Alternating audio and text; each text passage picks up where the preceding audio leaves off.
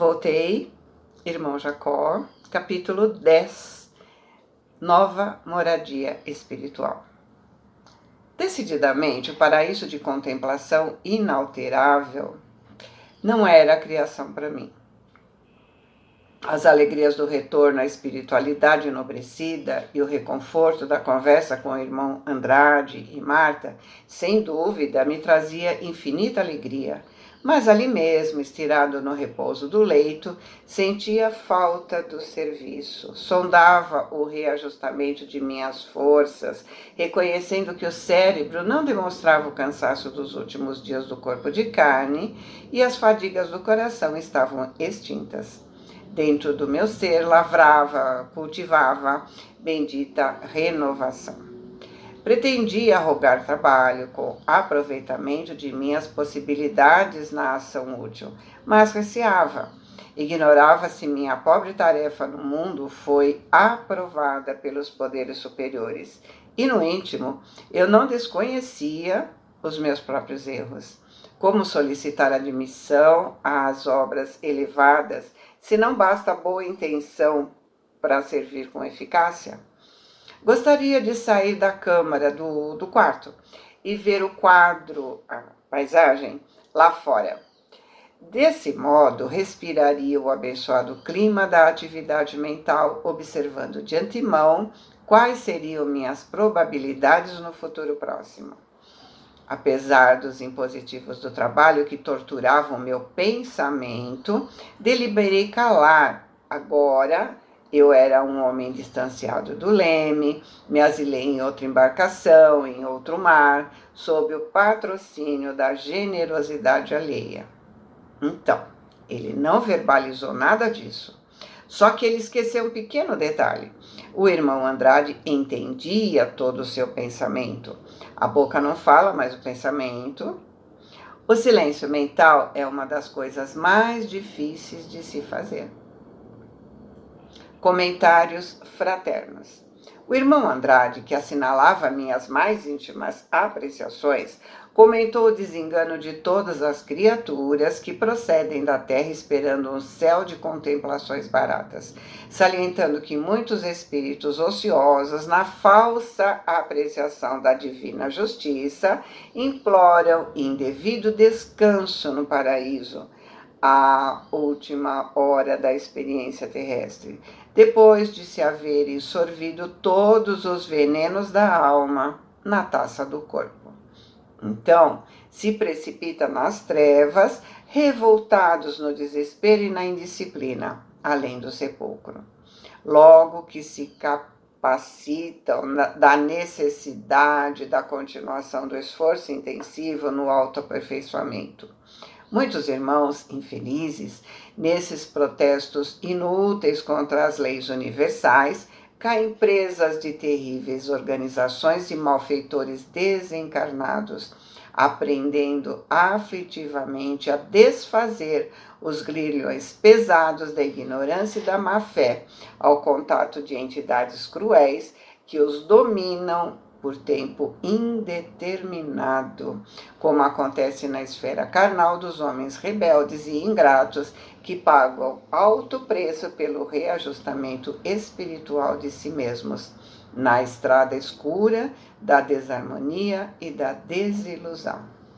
Considerou comigo os imperativos do serviço e, me fazendo rir de contentamento, notificou que a minha colaboração seria examinada na primeira oportunidade, mas me aconselhando muita meditação e muita calma, a fim de não reentrar nas construções da espiritualidade com o prejuízo da luta humana. Então, essa a diferença dele para a maioria das pessoas. Muitos acreditam no descanso eterno e merecido, como ele falou, né? Mas Jacó sabia da importância do trabalho, coisa que iniciou ainda quando encarnado.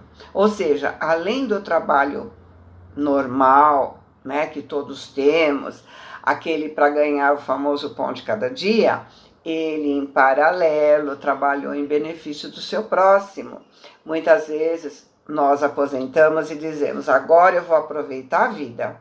Minha parte eu já fiz até demais, né? Enquanto outras pessoas se juntam para fazer trabalhos manuais, por exemplo, que vão auxiliar necessitados, ou até mesmo ensinam pessoas necessitadas a fazerem as coisas para si, para os seus e para os outros. Às vezes ir cantar num asilo, numa creche, enfim, existem muitas formas de ser útil depois que a gente aposenta, o famoso pão nosso de cada dia. Desculpa. Porque lhe perguntei pelo julgamento dos meus atos, respondeu que a morte não nos conduz a tribunais comuns, e sim à própria consciência, e que dentro de mim mesmo encontraria, de acordo com os conhecimentos evangélicos extraídos do mundo, os pontos vulneráveis do meu espírito, de maneira a corrigi-los. Corei sinceramente ao registrar suas observações. Claro, né, gente? Ele sabia disso, teoricamente ele sabia, né? Olha que outro ponto importante. Ele que estudou por muito tempo as obras espíritas, perguntou se não teria um julgamento de seus atos. Eu conheci uma amiga muito querida que ela falava: tá tudo anotado numa prancheta. Quando a gente chega lá, a gente vai ser cobrado de tudo, né? E a gente sabe, né, que não é bem assim. A gente esquece de que o julgamento é parte da nossa consciência. E ele continua dizendo, né, o que o irmão Andrade fala para ele, né? Atenuando, no entanto, o choque com que me beneficiava, esclareceu que os desencarnados totalmente extraviados não conseguiam acesso até ali e que, apesar de entregues ao seu próprio julgamento, um amigo de mais alto me iria ajudar a recompor o sentimento e o raciocínio. Olha aí, ele falou ajudar, ele não falou julgar. Intrigado por não ouvir o nome do benfeitor anunciado e não desejando ser indiscreto, perguntei ao irmão Andrade se ele mesmo não poderia me auxiliar em semelhante juízo, ao que ele respondeu sorrindo: como assim, Jacó? Também eu estou lutando comigo mesmo. Não posso. Diante dessa revelação de humildade, me calei resignado. Na intimidade do lar. Daí a minutos, com Marta ausente do quarto, o abençoado amigo ajudou a me preparar e me reerguer. Antes de sair, eu pedi me auxiliasse numa oração breve, da qual roguei ao Todo-Poderoso me amparasse dentro da nova vida e abençoasse os meus propósitos de progredir na prática do bem e no reconhecimento da verdade. O prestimoso companheiro me abraçou, aprovando minha súplica. Passados alguns minutos, estávamos junto da filha, numa confortável sala de estar. Com emoção, vi o retrato da família, adornado de flores. Meus olhos umedeceram ao identificá-lo. Como não recordar semelhante peça afetiva? Não registro a ocorrência pela sua afeição pessoal. Desejo apenas marcá-la para consolo de quantos supõem na morte uma completa ruína das doces alegrias familiares. A organização doméstica na esfera elevada mais próxima do homem é muito rica de encanto. Formulei várias perguntas em torno de parentes que eu esperava rever ao regressar. Para todas as perguntas, Marta possuía uma resposta clara e feliz. Ou seja, ele fez a pergunta que todos nós faríamos, né? Cadê aquele povo que desencarnou antes de mim? Não deveriam estar aqui para me receber, né? Não é bem assim. Me informou quanto ao destino de quase todos os laços do coração. Alguns associados de minhas experiências estavam de volta às regiões da carne, disputando novos troféus de redenção, enquanto outros operavam em círculos distantes. Muitos deles, encarnados ou não, poderiam ser visitados por mim e me visitariam por sua vez. Reparando meu interesse pelas novidades, minha filha me mostrou tudo o que representava o acervo da casa. Quadros e decorações, objetos e enfeites desfilaram diante dos meus olhos encantados. Nem todas as peças eram semelhantes ao material caseiro que conhecemos na vida terrena, mas a afinidade de tudo o que eu via de novo com o ambiente humano era flagrante no quadro geral. Contente, se deteve diante de um piano de cauda, harmonioso e belo, mas completo que os do plano físico, afirmando radiante que ali mesmo teve a satisfação de tocar para a mamãe anos antes da minha vinda. Graciosa e meiga, executou para os meus ouvidos uma área em que deixava transparecer sua extrema delicadeza filial. E talvez porque visse os meus olhos marejados de lágrimas, lembrando as emoções da paternidade terrestre, abandonou o instrumento e me conduziu ao salão de leitura. Me espantei diante do carinho com que eram conservadas as publicações. A arte gráfica atinge aqui uma perfeição que não pode ser avaliada na Terra. Os tipos são estruturados em material luminoso e as gravuras na cor natural parecem animadas e vivas. Folheei um volume de vastas proporções, compunham-no recordações de Beethoven, destacando as lutas com que foi surpreendido no mundo para difundir entre os encarnados a mensagem musical dos planos superiores. Lendo as páginas iniciais, aprendi seus sublimes conceitos quanto à mediunidade divina entre as criaturas humanas. Então vamos lembrar que esse livro foi escrito quando ainda não existia informática, né? E pela descrição dele, parece que deve ter sido algo parecido com um tablet, por exemplo.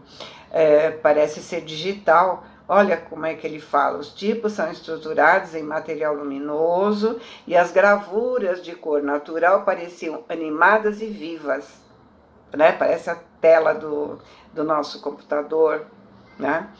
Perguntei à filha sobre o paradeiro do grande compositor, ao que Marta respondeu dizendo sabê-lo numa esfera superior, cujo clima ainda não lhe foi possível alcançar. O irmão Andrade se referiu aos festivais maravilhosos dos círculos sublimados, afirmando que os artistas enobrecidos continuam criando a beleza e o bem para o desenvolvimento da vida planetária. E depois de encantadora conversa, saímos em agradáveis momentos de férias. Então, lembrando que a evolução acontece nos dois mundos. Parque de repouso.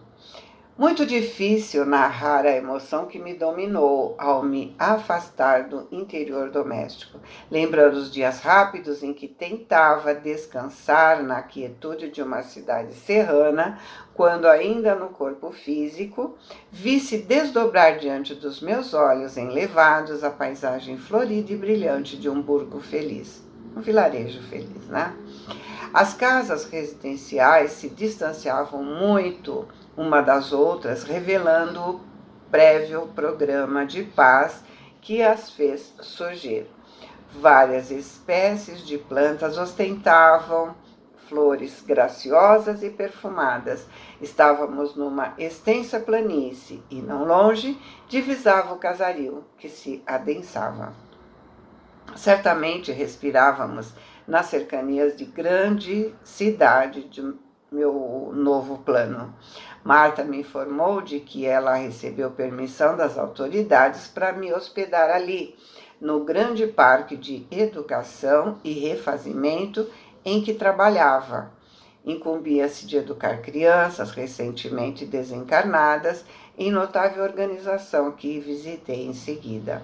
Colaborava com diversos trabalhadores no auxílio aos pequeninos arrebatados à experiência carnal. Alguns amigos dedicados pretendiam me receber, mas a filha querida me aguardava. Se dispunha a me reconduzir à escola espiritual, tanto quanto eu tive a felicidade de lhe oferecer o coração na experiência física. Então, aqui notamos que várias pessoas queriam oferecer moradia para ele, mas Marta, como filha, acabou ganhando o direito, né? Digamos assim, de hospedá-lo. Satisfazendo a minha pergunta, esclareceu que os edifícios do parque não representavam propriedade particular. Eram patrimônios comuns, orientado pela administração central da coletividade. Em nosso lar, André nos disse isso, lembra? Todos podem usufruir.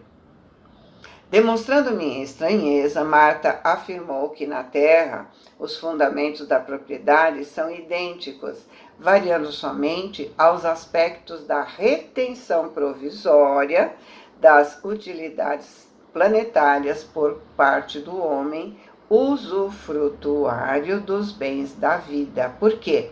Apesar das leis respeitáveis que regem o assunto entre as criaturas, toda individualidade encarnada é obrigada um dia, pela morte, a deixar as vantagens da esfera física. Ou seja, o que se obtém aqui, fica aqui. Lembra da dona Laura, que morava numa casa que o marido conquistou com seu trabalho, mas eles vão reencarnar e a casa vai ficar para os filhos. Mas eles também vão reencarnar depois, né? Vai ficar para quem eles receberem como hóspedes por um tempo, porque eles também vão reencarnar, exatamente como aqui. Todos vão desencarnar, né? Nossas casas, nossas propriedades ficam com nossos filhos e eles vão desencarnar, vão ficando com outros e assim por diante. A gente só tem a ilusão de ser meu, né? Reencontrando a mim mesmo. Atravessávamos extensas e formosas avenidas marginadas por vegetação caprichosa e linda, quando tive o contentamento de ver alguns pássaros marcados por peregrina beleza. Cantavam estáticos, enlevados, como se fossem minúsculos seres conscientes, glorificando a divindade. A plumagem luminosa impunha-me assombro. Trinavam junto de nós sem temer. Então o amigo Andrade me disse que os seres inferiores, onde quer que se encontrem, refletem de algum modo as qualidades dos seres superiores que os cercam, e afirmou que os irracionais da esfera carnal poderiam exibir outras condições de aprimoramento na posição de consciências iniciantes, se os homens adotassem atitude mental mais elevada perante a vida. A harmonia do ambiente lembrava uma pastoral divina. De repente, com a aspereza que me é própria, perguntei a Marta se me seria possível avistar as autoridades administrativas ali sediadas, mas a filha, amorosa e convincente, me pediu aguardasse mais tempo. Reparei o halo de luz que a envolvia e os traços brilhantes que cercavam o Andrade. Me olhando em seguida, num demorado autoexame, meu corpo espiritual estava tão obscuro quanto o veículo denso da carne. Compreendi o conselho e por pouco, né, não me despenhei no desânimo lamentável. Não trazia ainda comigo suficiente bagagem de luz para buscar confiante a aproximação de espíritos superiores.